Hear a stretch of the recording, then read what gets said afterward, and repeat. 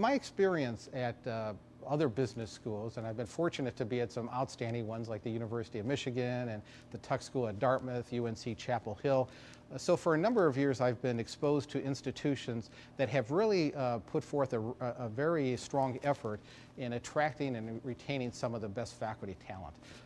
The academic world is not unlike a lot of other organizations out there. It's about talent management. You need to attract the best possible faculty that you can, simultaneously the best students possible. So at the core of all this is putting great students with great faculty, and so it's most important that you really push on getting excellent faculty into your organization.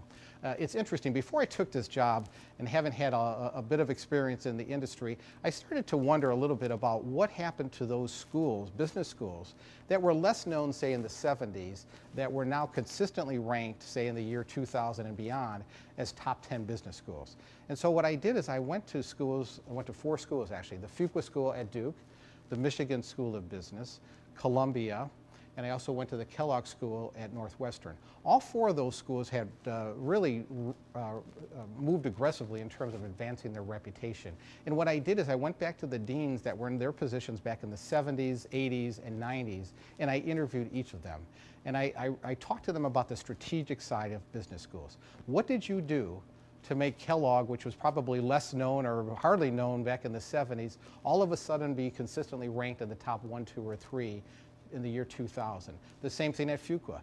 In both of those cases, as a matter of fact, they were nothing more than business departments within a larger university. Now suddenly they're internationally recognized business schools. And it was fascinating, the key theme that came out time and time again.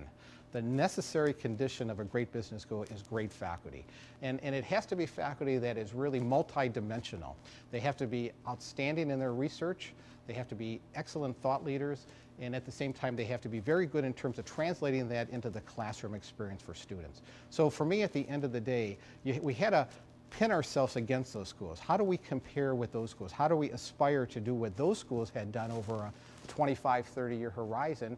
Because it's not an easy proposition. This is something that does take time. So the long-term strategy for the business school really has to focus on this concept of putting great faculty with great students and assuring that the faculty is well recognized in their field, and that anybody that would look at the Villanova roster would say, these are people I know. These are some of the stars that are, in our particular field.